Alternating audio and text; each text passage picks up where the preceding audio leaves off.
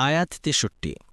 قال الذين حق عليهم القول ربنا هؤلاء الذين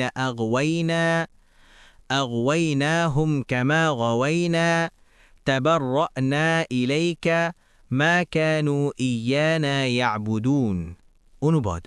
যাদের জন্য শাস্তির বাণী অবধারিত হয়েছে তারা বলবে হে আমাদের রব এরা তো তারা যাদেরকে আমরা বিভ্রান্ত করেছিলাম আমরা এদেরকে বিভ্রান্ত করেছিলাম যেমন আমরা বিভ্রান্ত হয়েছিলাম আপনার সমীপে আমরা তাদের ব্যাপারে দায়মুক্ততা ঘোষণা করছি এরা তো আমাদের ইবাদত করত না তাফসির 1 নং ফুটনোটের বিবরণ এখানে দুটি অর্থ হতে পারে 1 আমরা তাদের ইবাদত হতে দায়মুক্তি ঘোষণা করছি তারা আমাদের ইবাদত করত না তারা তো শয়তানের ইবাদত করত ইবনে কাসির সাদি 2 অথবা আয়াতের অর্থ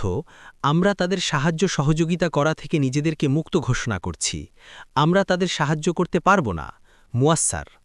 আয়াত 64 وقيل دعوا شركاءكم فدعوهم فلم يستجيبوا لهم ورأوا العذاب لو أنهم كانوا يهتدون অনুবাদ আর তাদেরকে বলা হবে তোমাদের পক্ষ থেকে আল্লাহর জন্য শরিক করা দেবতাগুলোকে ডাকো তখন তারা ওদেরকে ডাকবে কিন্তু ওরা এদের ডাকে সাড়া দেবে না আর তারা শাস্তি দেখতে পাবে হায় এরা যদি সৎপথ অনুসরণ করত তাফসির 1 নং ফুটনোটের বিবরণ অর্থাৎ যাতে তারা তোমাদেরকে এ বিপদ থেকে উদ্ধার করার জন্য এগিয়ে আসে যেভাবে তোমরা দুনিয়ার জীবনে এ উদ্ধারের আশায় তাদের ইবাদত করতে তখন তারা ডাকবে কিন্তু সেই উপাস্যগুলো এদের ডাকে সাড়া দেবে না আর তারা আযাব দেখতে পাবে এবং তারা নিশ্চিত হয়ে যাবে যে জাহান্নামের দিকেই তাদের পদযাত্রা শুরু হবে ইবনে কাসির 2 নং ফুটনোটের বিবরণ অর্থাৎ তখন তারা আশা করত যে যদি দুনিয়ার জীবনে তারা সঠিক পথের উপর থাকত তাহলে সেটাই কেবল তাদের উপকারে লাগত